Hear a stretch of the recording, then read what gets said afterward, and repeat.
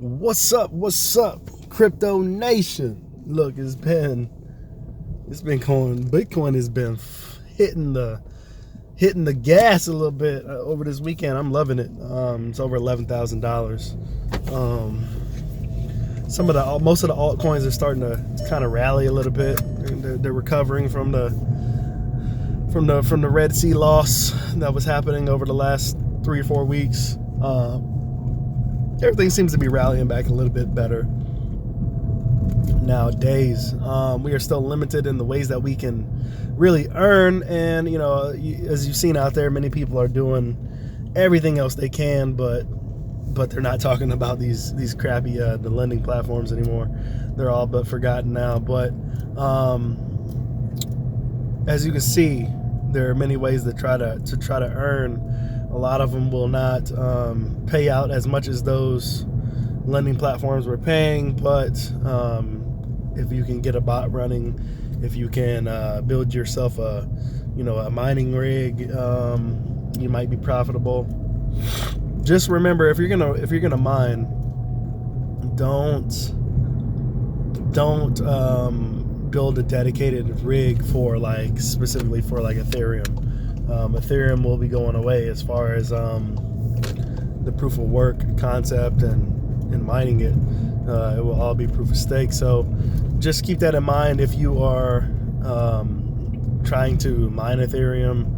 It's not going to be here for the long term. So if you're going to build a rig, I would suggest building a decent rig, and then start finding yourself some of these alt tokens that are coming out or that are already out that are still profitable to mine. And going that route, but just watch the market overall and see what happens, and see what's going on with the alt tokens as a whole, because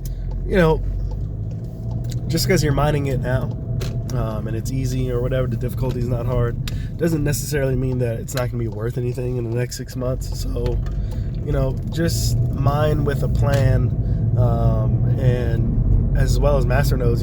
Like some of my masternodes, when I bought them, they were top dollar, and some of them have gone down in worth as far as when everything was affected. So, but I'm not letting that discourage me. Some people would see that and be like, you know what, I'm not even going to run this masternode anymore. You know what I mean? Like, it's not worth.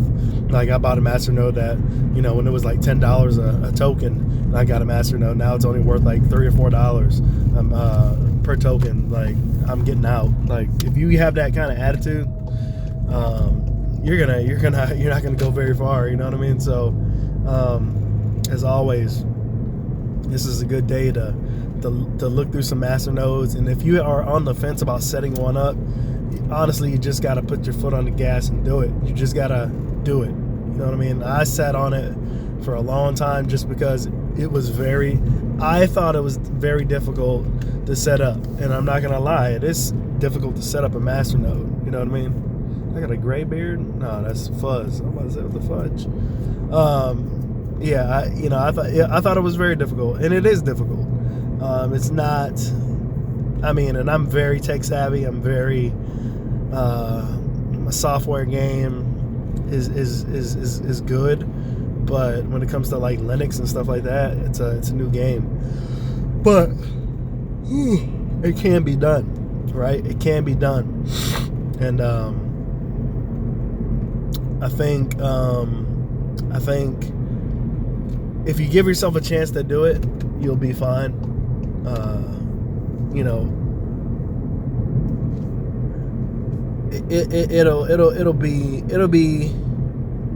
It'll be one of the best things that you feel that you've accomplished once you actually set one up and you see the ins and outs of how to do it.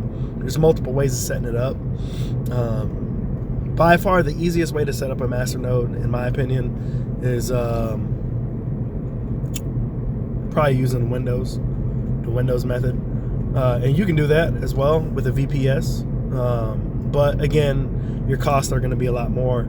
The costs are a lot more to set up a Windows VPS, a Windows OS on a VPS service, just because it takes more. When you set up a Windows OS on a VPS service, basically what you're doing is it takes a lot of memory to run that. So that's why they charge you a lot more versus maybe a couple of bucks, $3 to $5 a month for a Linux OS on a VPS versus Windows, which would give you about, it's going to cost you around $15 to $20 a month to run that. So it's a big difference, but go with whatever's easier for you as far as the setup goes, and you'll be fine. Again, I've been running master nodes for the last 50 plus days, and I haven't sold a single token yet. I'm just stacking up rewards. So as far as my income for cryptocurrency, it's almost at zero. Like I don't have anything coming in as far as like loans or anything like that. All that stuff is gone. You know what I mean? So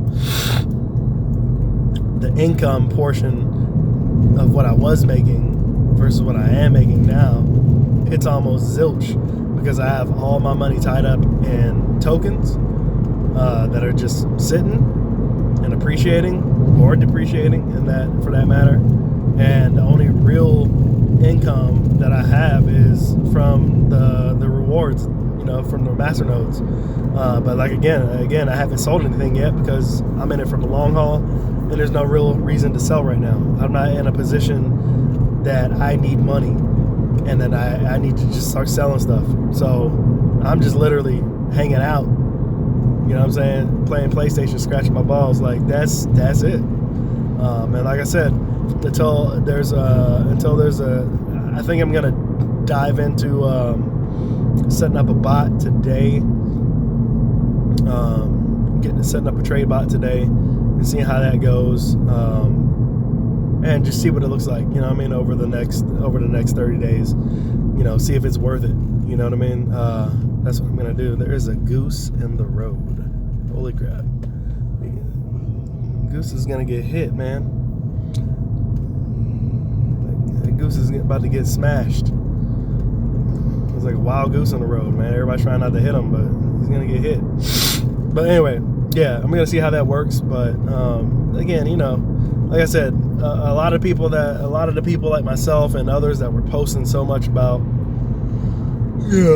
earning and whatnot, that game is dead, man. That game is dead. And the only thing I see people talking about now is ICOs. You know what I mean? Like, that's ICOs and building rigs.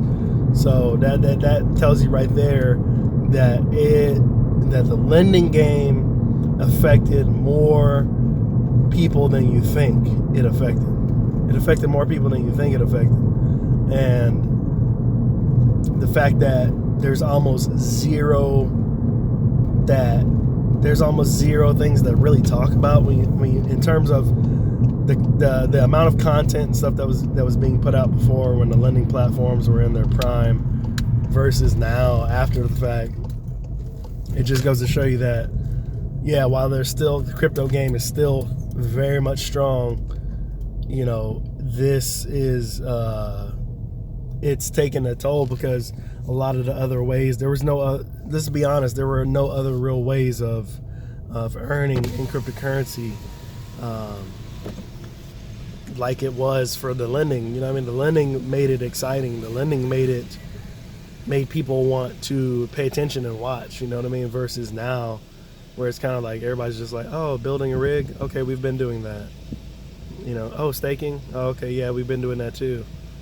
Masternodes, oh yeah, those have been around for quite a while. Like, it's not as exciting. It wasn't as exciting as the lending platform for some reason. So, take it with a grain of salt. But I catch you guys later. I'm at Dunkin' Donuts about to get my eat on. Catch you guys in the next one. Peace.